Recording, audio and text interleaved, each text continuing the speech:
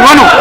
మాట్లాడండి. 1994 జూలైలో ప్రారంభమైన ఈ ఉద్యమం 2024 జూలైలో వర్గీకరణ మీద మాట్లాడితే సుప్రీంకోర్టు ద్వారా ఎస్సీ వర్గీకరణ చరిత్రాత్మకమైన తీర్పు వెలువరించి ఈ తీర్పు ద్వారా దళిత జాతులకు సమన్వయం చేసే చక్కటి అవకాశం కల్పించినందుకు హరీష్ రావు గారు ఇప్పుడు సుప్రీంకోర్టుకు ప్రత్యేకమైన వారిని ఆపి మీకు ఇస్తాను. వర్గీకరణకు సంబంధించి అన్ని రాజకీయ పార్టీలు సంఘీభావం తెలిపాయి. గతంలో ఉన్న అన్ని ప్రభుత్వాలు కూడా శాసనసభలో ఏకగ్రీవ తీర్మానం కూడా చేశాయి. తెలుగుదేశం ప్రభుత్వము, కాంగ్రెస్ ప్రభుత్వము, బీఆర్ఎస్ ప్రభుత్వము మూడు ప్రభుత్వాలు కూడా శాసనసభలో వర్గీకరణకు అనుకూలంగా ఏకగ్రీవ తీర్మానం చేసి కేంద్ర ప్రభుత్వానికి పంపించడం జరిగింది. దండోర ఉద్యమానికి అన్ని రాజకీయ పార్టీల మద్దతు లభించింది. దండోర ఉద్యమానికి సమాజం యొక్క మద్దతు కూడా లభించింది. అందరూ కోరుకున్న విధంగా ఈరోజు వర్గీకరణకు అనుకూలంగా సుప్రీంకోర్టు తీర్పు ఇచ్చింది. ఈ సుప్రీంకోర్టు తీర్పును అందరూ కూడా స్వాగతించాలని చెప్పి నేను మనసారా కోరుకుంటున్నాను. అధ్యక్ష, 30 సంవత్సరాలుగా ఈ ఉద్యమంతో నేను అసోసియేట్ అయి ఉన్నాను. అధికార పార్టీలో ఉన్నా, ప్రతిపక్షంలో ఉన్నా నేను దండోర ఉద్యమంతో అసోసియేట్ అయి ఉన్నాను. అన్ని రాజకీయ పార్టీలు కూడా ఈ ఉద్యమానికి సంఘీభావం తెలిపాయి. ఈ నేపథ్యంలో సుప్రీంకోర్టు తీర్పు వచ్చింది.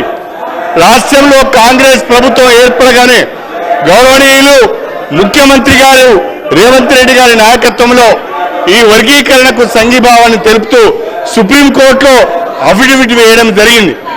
నేను ఒక శాసనసభ్యునిగా దళిత వర్గాలకు చెందిన వ్యక్తిగా మాట్లాడుతున్నాను.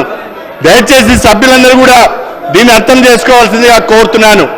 భారత రాష్ట్ర సమితి సభ్యులకు ఈ తీర్పు పట్ల ఏమాత్రం కూడా అవగాహన ఉన్నట్టుగా లేదు. ఈ తీర్పును వాళ్ళు వ్యతిరేకిస్తున్నట్టుగా నేను భావించవలసి వస్తున్నది. రేవంత్ రెడ్డి గారికి ప్రత్యేకంగా ధన్యవాదాలు తెలపాలి. ముఖ్యమంత్రి గారు ప్రత్యేకంగా అడ్వకేట్ని ఏర్పాటు చేసి ముఖ్యమంత్రి గారు రాష్ట్ర ప్రభుత్వం ద్వారా అఫిడవిట్ని కూడా ఫైల్ చేయించి వర్గీకరణకు మద్దతు తెలిపారు.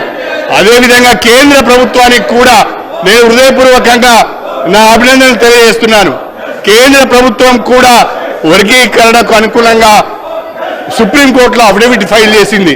కేంద్ర రాష్ట్ర ప్రభుత్వాలకు వర్గీకరణకు అనుకూలంగా అఫిడవిట్లు ఫైల్ చేసినందుకు హృదయపూర్వకంగా దళిత జాతుల నుంచి నేను అభినందనలు తెలియజేస్తూ ఈ తీర్పును స్వాగతిస్తూ ఇవాళ ముఖ్యమంత్రి గారు ఏదైతే ప్రకటన చేశారో ఇప్పుడు ఇచ్చిన నోటిఫికేషన్లో రాబోయే నోటిఫికేషన్లో కూడా ఈ యొక్క వర్గీకరణకు సంబంధించిన తీర్పును అమలు చేస్తామని అవసరమైతే ఆర్డినెన్స్ కూడా తీసుకొస్తామని చెప్పినందుకు ప్రత్యేకంగా ముఖ్యమంత్రి శ్రీ రేవంత్ రెడ్డి గారికి ఈ జాతుల పక్షాన ధన్యవాదాలు తెలుపుకుంటూ సుప్రీంకోర్టు తీర్పును స్వాగతిస్తూ ఈ అవకాశం మీరు నాకు ఇచ్చినందుకు ధన్యవాదాలు తెలుపుకుంటూ సెలవు తీసుకుంటున్నాను. స్పీకర్ సార్, ఇది అత్యంత ప్రాధాన్యతతో కూడుకున్న అంశము. మాదిగ ఉపకులాల వర్గీకరణకు సంబంధించి సుప్రీంకోర్టు ఇచ్చిన తీర్పు చాలా గొప్పది. దీని మీద అందరూ అభిప్రాయాలు తీసుకోవాలి. నేను కూడా తమరికి విజ్ఞప్తి చేస్తున్నా, ప్రధాన ప్రతిపక్ష పార్టీకి ఈ అంశంలో మాట్లాడడానికి, వర్గీకరణపై వాళ్ళ అభిప్రాయం చెప్పడానికి వారికి అవకాశం ఇవ్వండి. అదేవిధంగా ప్రతిపక్ష నాయకుడికి చంద్రశేఖరరావు గారికి కూడా నేను విజ్ఞప్తి చేస్తున్నా, ఇంత కీలకమైన అంశం సభలో చర్చ జరుగుతున్నప్పుడు వారు స్వయంగా ఈ చర్చలో పాల్గొని వర్గీకరణను ఏ రకంగా ముందుకు తీసుకెళ్లాలి, ఇప్పటి వరకు అన్యాయానికి గురైన వర్గాలకు ఏ రకంగా న్యాయం చేయాలో వారి సభలోకి వచ్చి సూచన చేస్తే బాగుంటుంది. ఒకవేళ వారికి ఈ అంశం పట్ల పట్టు లేకపోతే వారి వారసులు ఎవరు మాట్లాడినా కూడా వర్గీకరణకు వారిని కూర్చోబెట్టి వారికి మైక్ ఇవ్వవలసిందిగా తమరికి విజ్ఞప్తి చేస్తున్నా అధ్యక్ష. మాట్లాడండి, మీరు వెళ్ళండి, మీరు వెళ్ళి మాట్లాడండి. హరీష్ రావు గారు పొమ్మనండి సార్, వాళ్ళకే మాట్లాడతారు, మీరే మాట్లాడాలి. మాట్లాడడానికి అవకాశం ఇస్తున్నారు, మాట్లాడడానికి అవకాశం ఇస్తున్నారు. మాట్లాడమంటున్నావు కదా.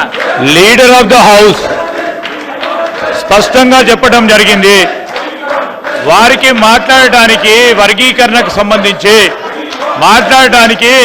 మాట్లాడమంటే కూడా మాట్లాడకుండా ఎట్లా అధ్యక్ష? మాట్లాడమంటే మాట్లాడరు. ఈరోజు వారు మాట్లాడమని చెప్తా ఉన్న సందర్భంలో ఎస్సీ వర్గీకరణ గురించి మాట్లాడు అంటే మాట్లాడతలేరు. ఏంది అధ్యక్ష? ఇప్పుడే ముఖ్యమంత్రి గారు చెప్పారు, వర్గీకరణకు సంబంధించి ఆ అంశంపై మాట్లాడమంటే ఎట్లా అధ్యక్ష? ఇస్తామంటారు, ఇస్తారు, ఇప్పుడు ఇస్తారు. స్పీకర్ సార్ ఇస్తారు, ఇప్పుడు ఇస్తారు. ప్రశాంత్ రెడ్డి గారు ఇప్పుడు ఇస్తారు. అన్నా శ్రీనివాస్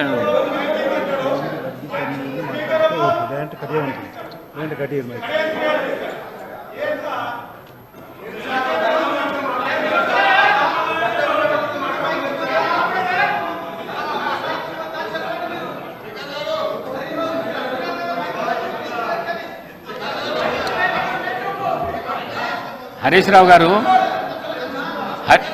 హరీష్ రావు గారు ఏదైతే హరీష్ రావు గారు వినండి, ఏదైతే సుప్రీంకోర్టు ఇచ్చిన వర్గీకరణ మీద ఎవరైతే మాట్లాడుతారో మీరు డిసైడ్ చేసి చెప్తే దాని విషయం తప్ప వేరే విషయం మాట్లాడితే మైక్ కట్ చేస్తా. అదైతే చెప్పేస్తున్నాను నేను. ముందు మాట్లాడండి.